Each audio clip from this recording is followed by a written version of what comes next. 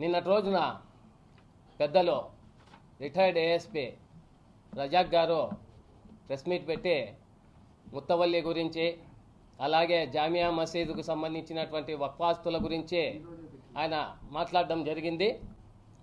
అది చాలా హాస్యాస్పదంగా ఉంది. ఆయన ఏం మాట్లాడుతున్నాను, ఎవరి గురించి మాట్లాడుతున్నాను, అసలు దేని గురించి నేను ప్రెస్ మీట్ పెట్టానో కూడా ఆయనకు అర్థం కాలే. పక్కన ఒకరిని కూర్చోపెట్టుకొని అయ్యా ఎవరు ఆయన పేరేమి అని చెప్పి అడుగుతున్నారు. ఆయన ముత్తవల్లి గారు 1984లో ఎవరి గురించి ఏం పేరు అని అడుగుతున్నారంటే మీరెవరో స్క్రిప్ట్ ఇస్తే దాని గురించి మాట్లాడుతున్నారే. పెద్దవారు మీకు ఒకటే తెలియజేసుకుంటున్నాం. మీరు ఒకటే చెప్పారు. ఏం చెప్పారు? 40 ఏళ్ళ నుంచి ముత్తవల్లిగా మీరు కొనసాగుతున్నారు అని చెప్తున్నారు. అంటే 40 సంవత్సరాల నుంచి ఆయన ముత్తవల్లిగా, వాళ్ళ తండ్రి గారు ముత్తవల్లిగా కొనసాగుతున్నారంటే ఎంత నీతిగా నిజాయితీగా వక్వాస్తులను పరిరక్షించుకుంటూ మొత్తం మసీదులకైతేనేమి ప్రతి ఒక్కటి వాళ్ళు దాన్ని సమర్థవంతంగా చేస్తా అన్నారు. కాబట్టే వాళ్ళు 40 సంవత్సరాల నుంచి ముత్తవల్లిలుగా కొనసాగుతున్నారు. మరి దీన్ని మీరు ఏమాత్రం మీరు పెద్దవారు, మేము చెప్పకూడదు. మీరు వయసు ఎక్కువయ్యి మీరు ఏదంటే అది మాట్లాడేశారు. నిన్న మీరు మాట్లాడేటప్పుడు ఒకటి అర్థం చేసుకోండి. మీరు వక్ఫాస్తుల గురించి, వక్ఫ్ ఆస్తుల పరిరక్షణ గురించి చెప్తున్నారే. ఏదైతే గుత్తి రోడ్లో మసీదు ఉంది, అక్కడ ఆ మసీదు గుత్తి రోడ్లో మసీదు పక్కన ఉన్నటువంటి వక్ఫాస్తులు అన్యాక్రాంతమైనాయి. మరి దాని గురించి మీరు గలమిప్పారా? వారికి వత్తాసు పలికారు. మీరు ముందు వాటిని ఖాళీ చేయించండి. పెద్ద ఆయన మీకు చెప్తున్నాం, అది ఖాళీ చేయించండి. మీ మీద ఎన్నో వార్తలు ఈ మన క్లబ్ పీస్ క్లబ్లో అయితేనేమి, అనంతపూర్ క్లబ్లో అయితేనేమి మీ గురించి ఎన్నో ఉన్నాయి. మరి అవన్నీ మేము మాట్లాడాలంటే మాట్లాడదలుచుకోలేదు. ఎందుకంటే గౌరవప్రదమైన వృత్తిలో నుండి మీరు రిటైర్డ్ అయ్యారు. దానికి ఎవరైనా సరే మిమ్మల్ని చూస్తేనే చేతులెత్తి నమస్కరించాలి. అది పోయి మీరెవరో తప్పుడు పక్కన చెప్పినటువంటి వారి మాటలు విని ఇలా తప్పుడు అసత్య ఆరోపణలు చేయడం ఎంతవరకు సబబు?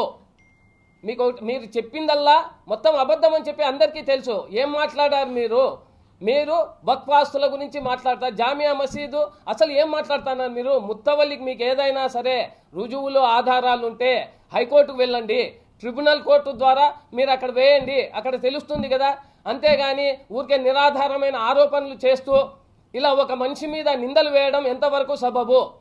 మీ గురించి చెప్తున్నారు, ఇప్పుడు లేని అన్నీ బయట చెప్తున్నారే. దానికి మేము అటువంటివన్నీ మాట్లాడదలుచుకోలేదు. సభ్యత సంస్కారం మాకుంది. కాబట్టి మీరు మాట్లాడేటప్పుడు ఏదైనా సరే ఆచితూచి మాట్లాడండి. మసీదుల గురించి ఆయన ముత్తవల్లిగా కొనసాగుతూనే ఉన్నారు, వాళ్ళు పనిచేస్తున్నారు. నమాజులు చదివే వాళ్ళు అన్నారు మీరు. చూడండి, నిత్యం 5 పూట్ల నమాజ్ చదివే వాళ్ళు, మద్రసాకు సంబంధించిన వాళ్ళు ప్రతి ఒక్కరూ అక్కడ ఎప్పుడు దాదాపు 12 గంటలు వాళ్ళ ఇంట్లో మొత్తం అందరూ వచ్చి కలిసిపోతూ ఉంటారు. అందరూ నమాజ్ చదివే వాళ్ళే. వాళ్ళు సైతం తల్లిదండ్రులు మొత్తం వాళ్ళ తల్లిగారు తండ్రి గారు 5 పూట్ల నమాజ్ చదువుతూ వారు ఎంతో భక్తి శ్రద్ధలతో ప్రతి ఒక్కరిని వచ్చిన వాళ్ళని గౌరవ మర్యాదలతో పలకరిస్తూ ఇలా చేస్తూ ఉంటే వారిని పట్టుకొని మీరు మాట్లాడుతున్నారే. పెద్దలు రజాక్ గారు, ఒకసారి మీరు అర్థం చేసుకోండి. దయచేసి మీరు అసత్య ఆరోపణలు చేసే ముందు ఏం మాట్లాడుతున్నాం, అసలు దేనిపైన మాట్లాడుతున్నామని చెప్పి తెలుసుకుంటే బాగుంటుందని చెప్పి మిమ్మల్ని కోరుకుంటున్నాం. ఏదైతే గతంలో మీరు ఇదే ముత్తవల్లి షకీల్ షఫీ గారి గురించి కొన్ని అసత్య ఆరోపణలు చేస్తూ కోర్టులో కూడా దాన్ని ఫైల్ చేయడం జరిగింది. మీరు కేసు వేశారు. మరి వెంటనే వచ్చి లేదు నేను అవన్నీ తప్పని తెలిసింది, ఆయన నీతివంతుడు, ఎక్కడ ఎటువంటి ఇవి జరగలేదు, తప్పులు జరగలేదు అని చెప్పి నేను అవుట్ ఆఫ్ కోర్టు రద్దు చేసుకుంటున్నాను అని చెప్పి మీరు ఇచ్చినటువంటి చూడండి ఇది కాపీ. దీన్ని బట్టి అర్థం చేసుకోవచ్చు. అంటే ఆ రోజే మీరు చెప్పారు వీళ్ళు సత్యహీన నీతిమంతుడు నిజాయితీమంతుడు అని. ఈరోజు మళ్ళీ మీరు తెరపైకి వచ్చి దీన్ని ఇదంతా రాద్ధాంతం చేయడం చాలా విడ్డూరంగా ఉంది, హాస్యాస్పదంగా ఉందని చెప్పి మీకు తెలియజేసుకుంటాం. పెద్దలు రజాక్ గారు ఎందుకు పెద్దలు అంటానంటే వాళ్ళ వృత్తిపరంగా అతను రిటైర్డ్ అడిషనల్ ఎస్పీ కాబట్టి పెద్దలు అంటున్నాము. మాకు పోలీస్ డిపార్ట్మెంట్ పైన అపారమైన గౌరవం ఉంది, అలాగే రజాక్ గారి పైన కూడా గౌరవం ఉంది. కానీ ఈ రోజుతో పోలీస్ డిపార్ట్మెంట్ పైన గౌరవం ఉంది, కానీ రజాక్ గారి పైన గౌరవం పోయింది. ఎందుకు పోయింది అని అంటున్నామంటే అనవసరమైన ఆరోపణలు పెద్దలు హాజీ షకీల్ షఫీ గారు కానీ షఫీవుల్లా గారి పైన కానీ వీళ్ళు చేసిన ఆరోపణలు చాలా హాస్యాస్పదంగా ఉన్నాయి. అవాస్తవమైన ఆరోపణలు.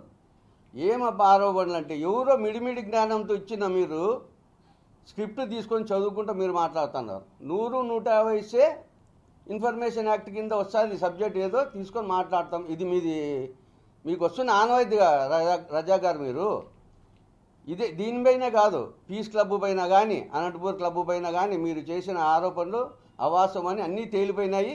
అందరితోనూ మీరు చీదరించుకున్నారు.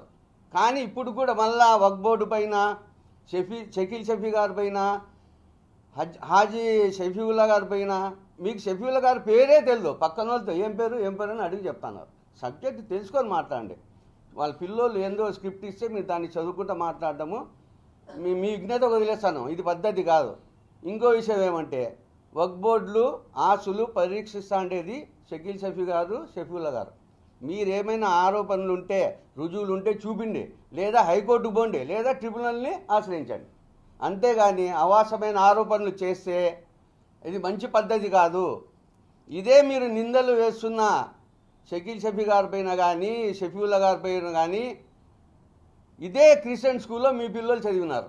మీరు ఎంత మాత్రం ఫీజులు కట్టినారనేది మీ విజ్ఞతకే వదిలేస్తాను. పోతే ఈ పొద్దుడు కూడా మీ దగ్గర ఏ రుజువులు లేవు. మీకు వీలైతే మంచి చేయడానికి సపోర్ట్ ఇండి. మీరు రాజకీయ పరంగానే మీరు ఏ పార్టీలో ఉన్నారని కానీ స్పష్టత లేదు. ఏం చెప్తారు? జనసేన పార్టీ అధినేత పవన్ కళ్యాణ్ గారి దగ్గర పోయి మీరు కంప్లైంట్ చేస్తారు. చేయండి. అవి ఆరోపణ రుజువైతే ఓకే. మీరు నిరాధారమైన ఆరోపణలు వేస్తే మీ పైన పరువు నష్టం దావా వేయాల్సి వస్తుంది. 100% పద్ధతిగా మాట్లాడండి. మీ ప్రశ్నల్లో పద్ధతి ఉంటే మా సమాధానంలో సంస్కారం ఉంటుంది. అంతేగాని అనవసరమైన నిందలు వేస్తూ పెద్ద మనుషుల్ని అఘోరపరచడము, పిల్లమూకల్ని పక్కన కూర్చోబెట్టుకొని వాళ్ళు ఇచ్చిన స్క్రిప్ట్ చదివి మాట్లాడటం పద్ధతి కాదు. మీరు అడిషనల్ రిటైర్డ్ అడిషనల్ ఎన్ని చూసి ఉంటారు? చాలా ఆచితూచి మాట్లాడండి. పెద్దోళ్ళు ఏం మాట్లాడదు. మీరు యాక్చువల్గా 2021లో షకీల్ షఫీ గారి పైన కేసు వేసినారు. మళ్ళా పోయి విత్డ్రా అయినారు. ఎందుకైనారు విత్డ్రా? మీరు షకీల్ షఫీ గారు నిజాయితీ పరులు, నేనైతే కేసు విత్డ్రా చేసుకుంటున్నాను. ఏం లబ్ధి పొందినారు?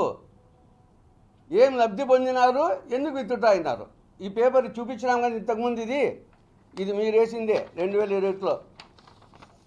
మళ్ళీ విత్డ్రా అయినారు. ఏం లబ్ధి పొంది విత్డ్రా అయినారు? ఈరోజు షకీల్ షఫీ గారు ఎందుకు చెడ్డ అయినారు? మీకు ఇది తెలుసుకొని మీరు మాట్లాడండి.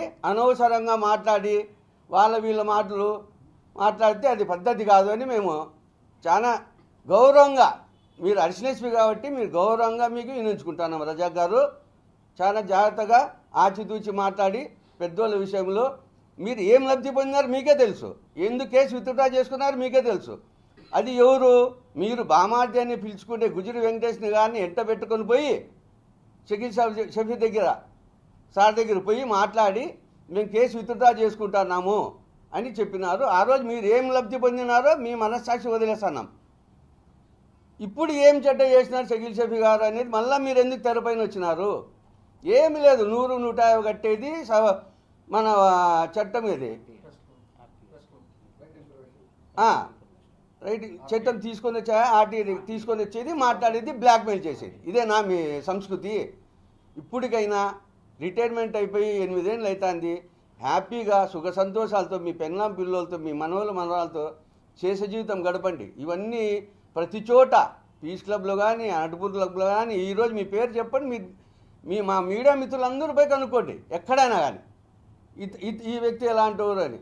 ఈరోజు మీకు మాట్లాడాల్సి వస్తా అంటే మాకే జాలేస్తాను మీ గురించి మాట్లాడుతుంటే. ఇంత పెద్ద ఆఫీసరు మీకు ఏం సార్ ఇవన్నీ పద్ధతే?